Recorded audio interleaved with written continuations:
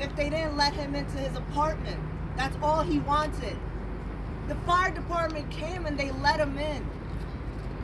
Everything was okay. Everything was resolved. Kowalski was back in his home cooking when the NYPD arrived, when NYPD officers Herbert Davis and Brendan Thompson arrived. When they arrived, they were not in hot pursuit. They were not in an emergency. Let's remember that there is video. There is video of what happened. We saw that they were just hanging out in the lobby talking to people. We saw that when they came up and were standing in front of his door, they gloved up before anything. And we know what it means when NYPD officers put on their gloves. We also saw in the video how both officers illegally entered Kowalski's home. And they entered with weapons drawn. Davis was standing with a stick, and Thompson actually had his taser out. Imagine if you're home, cooking, minding your business alone, and all of a sudden there are police officers with weapons facing at you in your home. I know for me, I would scream. For Alberta Spruill, when the cops showed up at her house, she had a heart attack and she died. NYPD officers should never have entered his home. And when they tased him, he was just standing there speaking to him. Thompson tased him unprovoked. He wasn't a threat to them, even when Thompson shot him. I want to be very clear. We want both officers fired.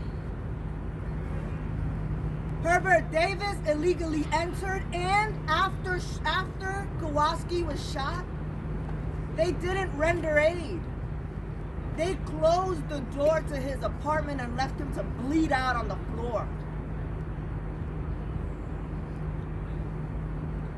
Brendan Thompson was the one who tased and shot him. He needs to be fired for that, and Davis needs to be fired for not rendering aid and entering illegally. It's that simple, and they should have been fired 3.5 years ago.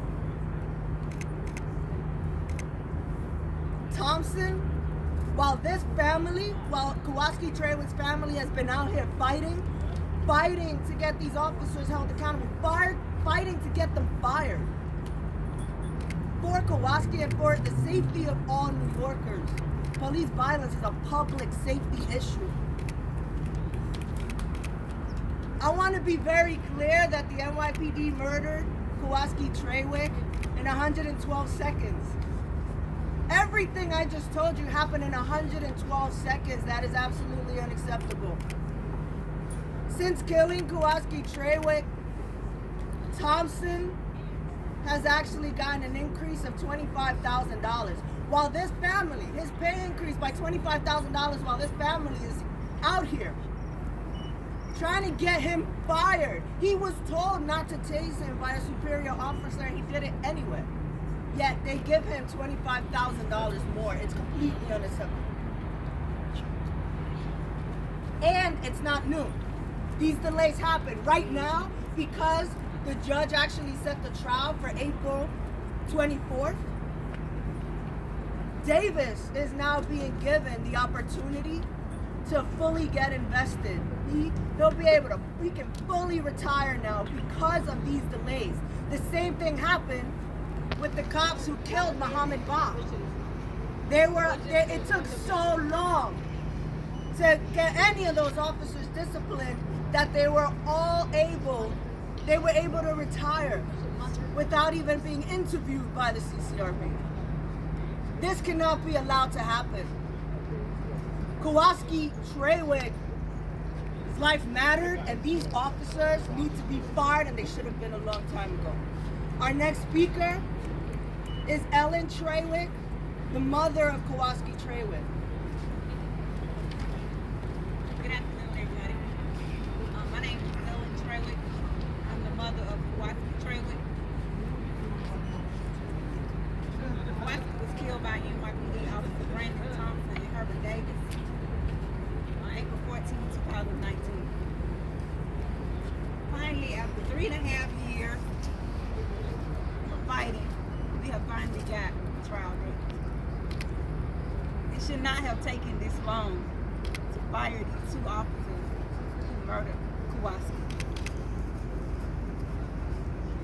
While the trial date is a step ahead and in the right direction, we still have a long road to go. We will be taking off work, flying back to New York for that trial week. We will be here every day. Because we want Mayor Adams and NYPD Commissioner Sewell to know that Kowalski was loved and his life matters. Kowalski did not deserve this, and we demand that they do the right thing and fire these 2 officers. It's been 3.5 years since Kowalski was locked out of his apartment, which he was living at a Hill house. All they had to do was let him back in after he got locked out. That's all he wanted to do, was to get back in. But instead of assisting him, they called the NYPD.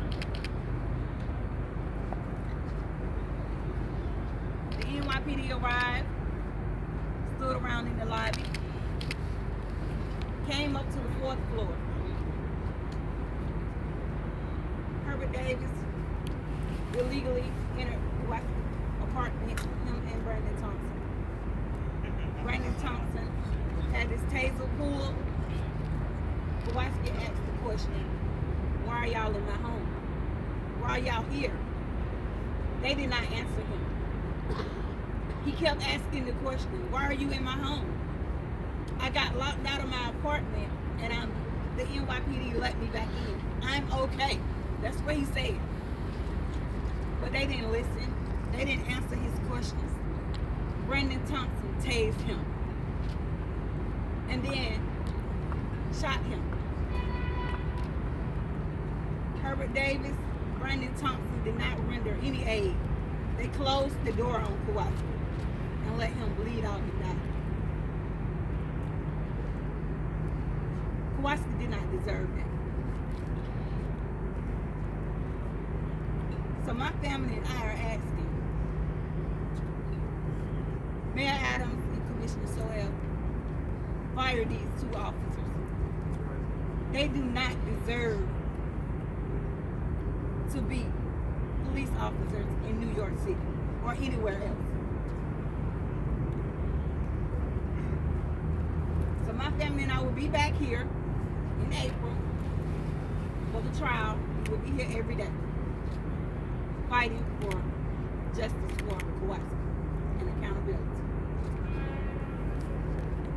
We want these cops fired. Brandon Thompson and Herbert Davis, we want them fired.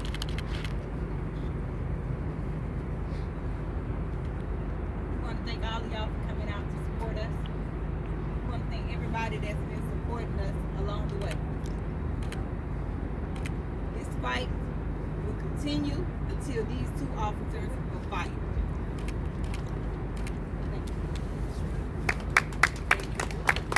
Our next speaker is Ricky Trawick, father of Kowalski Trawick. Hello everyone, I'm Kowalski's father. My son was murdered by NYPD officer Brandon Thomas and Herbert Davis on April 14, 2019.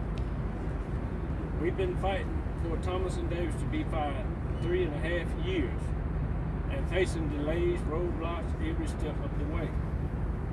It should not take this long for someone to be fired, especially a police officer that takes an innocent man's life. My son, Kowalski Trawick. We are glad and finally have a trial date, but this is far from over. Today we got one step closer to making sure that NY Officer Brandon Thomas and Davis are fired from murdering my son Kowalski. Me and my wife shouldn't have to be taken off from work, flying to New York. That's true. For 3.5 years. Thompson and Davis murdered my son because they should have already been fired. Thompson tased Kowalski as he claimed calmly stood talking to them. It's all in the video. Thompson tased my son for no reason. NYPD officer Thompson and Davis illegally entered, tased, and shot my son Kowalski Trey in 1 minute, 12 seconds. After the murder of my son, the NYPD officer asked if anyone was hurt other than other officer. Was anyone hurt? Nobody, was just a person. That's what NYPD responded to. My son is not a person. I want New Yorkers to know who Kowalski was. I don't want him to be just another cetacean or name in a list. Kowalski was a smart kid, passionate about what he was doing. He wanted to change his life, so he came all the way to New York to purchase his dream. But even though we were far apart, we talked on the phone every day. Every day, pretty much every day. I can't do that anymore because Officer Brandon Thomas and Davis took my son's life. And I want those two officers fired, Brandon Thomas and Officer Herbert Davis. They should be fired immediately. Thank you. Thank you. Our next speaker is Public Advocate Jumaane Williams.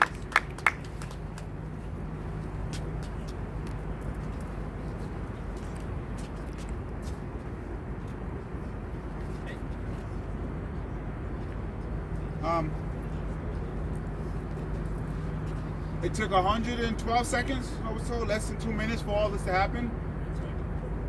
It's taken 3.5 years just to set a trial date.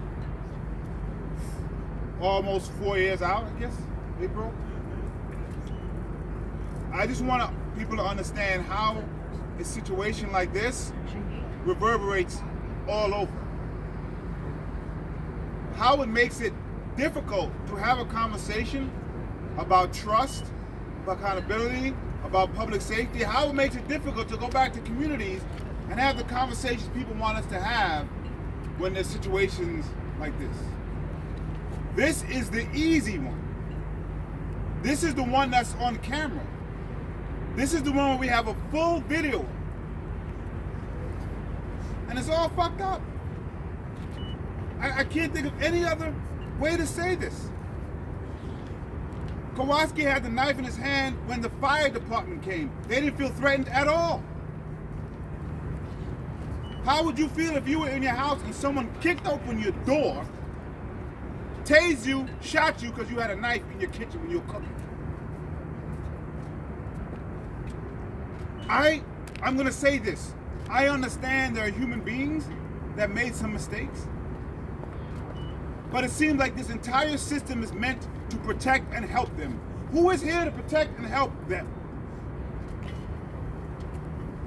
Shouldn't the system be standing up for Kowalski as well? They are making more money now than they did before they murdered their son. Who helps pay for them to come back and forth? Because the system is trying to push this far out so those officers can have the best for their families while they have to mourn for their son. It's not right. Thank God for an organization like CPRs, no one would be here. How would they navigate the labyrinth of this? Stop. This is no longer the previous administration. This is this administration. This is on your hands now. You can step forward and make something happen that resembles some kind of accountability. These folks should not be on the force, much less getting more pay, much less being worked out so they can vest after they murdered their son. Mistakes were made. Got it. Where's the accountability for those mistakes? someone died. Every step of the way, every single step of the way, the wrong decision was made. Even when there was a call made to a building that is known to have people who have mental health issues. I don't know any way to explain what happened here except that it's so fucked up. Excuse my language. Because it is. And this is the easy one. This is the easy conversation. How do we have the more difficult ones? The mayor, the commissioner, anyone who's listening. Can you stop putting these parents through this? They gotta come back again in April to add some more BS because you're gonna push it out even further? This whole thing is set up wrong. And something should be here to protect these parents, help these parents. Maybe the city can give them some money so they can go back and forth. Those officers have to give the money back if they're found guilty. Like, what is happening here? We have to help us help this conversation. And a case like this is the easy one. So, do the right thing. Like, I don't know what else to say. Like, I can't imagine what you're going through. I can't imagine what you're going through. And I'm so sorry. Thank you. Our next speaker is Council Member Verina Sanchez.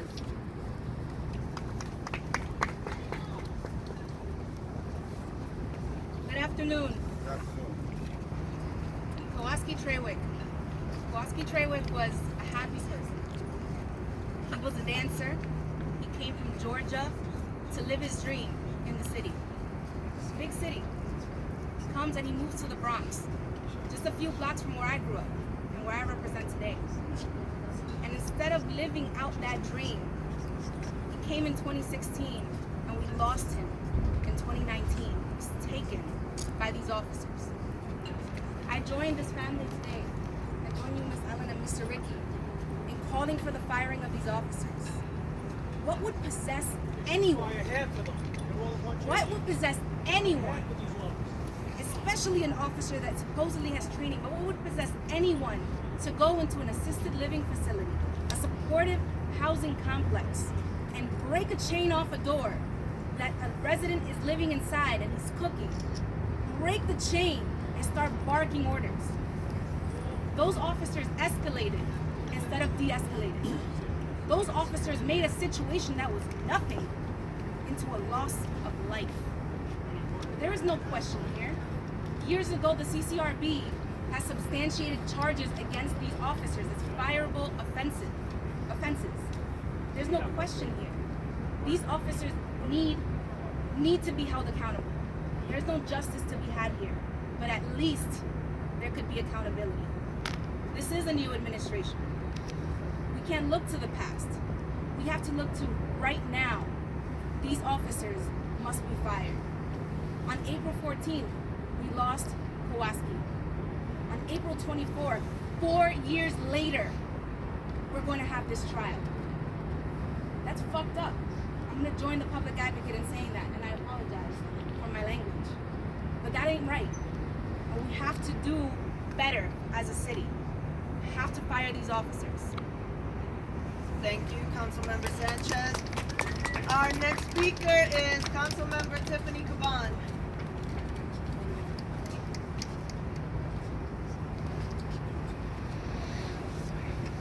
Good afternoon.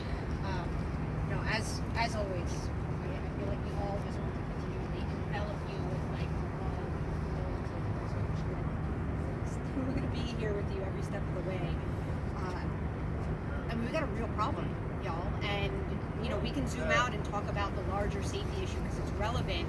And then in this moment, and obviously there's a very clear demand to make sure that these two officers get fired, and that's the damn least that can be done here.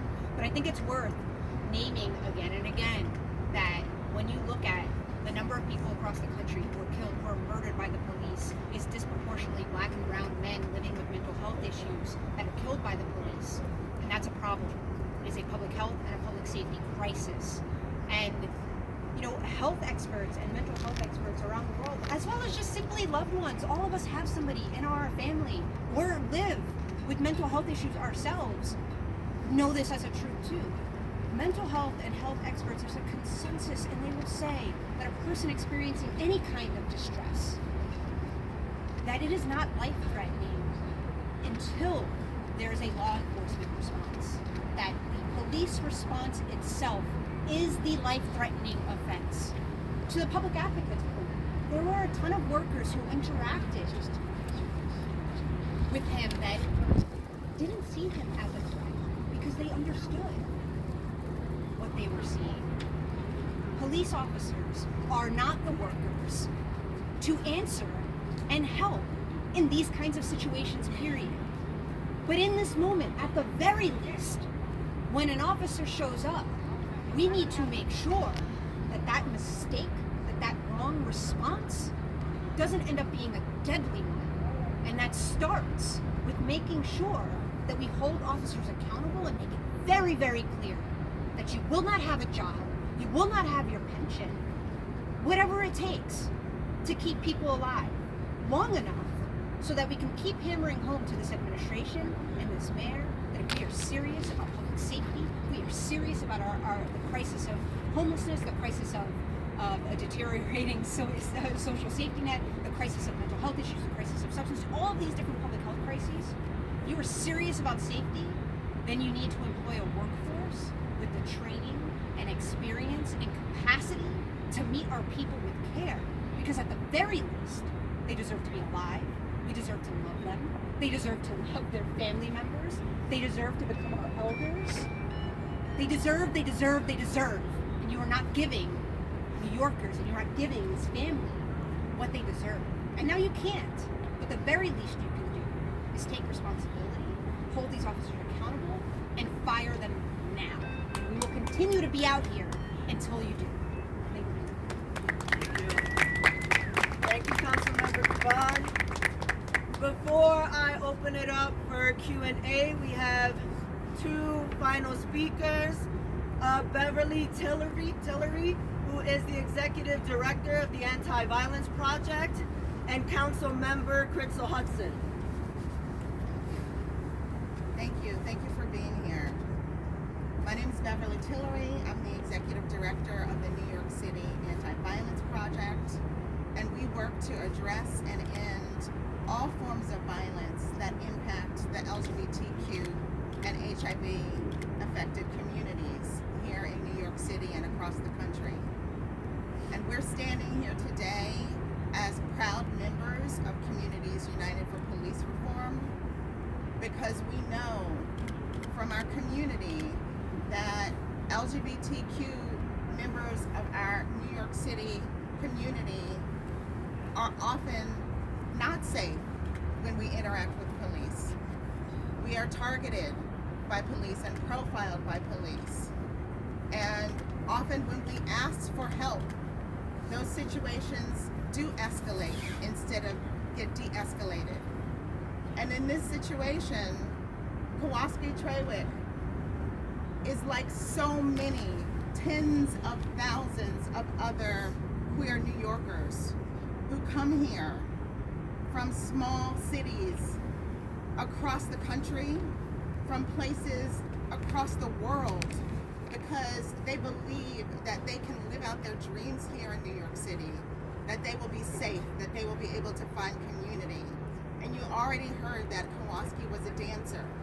He came here from Georgia to live out his dream like so many of us do, and found what so many of us find is violence. When we are just trying to live our lives and be ourselves. He was embraced here by the queer community, by the ballroom community. He found an extended family. And so I want to say to both of you today that he was ours, and because of that, you all are also ours. And we're going to stand with you and fight to make sure that justice is served. When police break down doors of innocent people who are just trying to live their lives, when they've called for support and need help, when they are tased and then shot, and not only shot, but when the police turn away and do not offer any aid when there could have been aid given, and then further dehumanize those individuals by not even acknowledging that their lives were worth living or being acknowledged. Those police officers need to be fired. And we need some action and accountability now from this police department because this is going on too long. So we stand here today to fight for what we know is right, what is just, and what all New Yorkers deserve. It's accountability. Thank you. Thank you. Councilmember Crystal Hudson. This is really just about right and wrong. If anyone who was employed by any other organization did what these officers did, then they would be fired. They would have been fired. And the reality is we continue to give police officers who have done wrong another chance and another opportunity. But Kowalski Trawick was not given another chance or another opportunity in a moment of need. And so this is, like I said, this is just about right and wrong, and the NYPD needs to do what is right, and that is to fire these two officers who have done wrong. Thank you. Thank you. Thank you. Justice for Kowalski Trawick. Justice for Kowalski Trawick. Fire! Davison Thompson. Fire! Davison Thompson. Fire! Davison Thompson. Justice for Kowalski Trawick. Justice for Kowalski Trawick. Thank you. We'll now open it up. Are there any questions?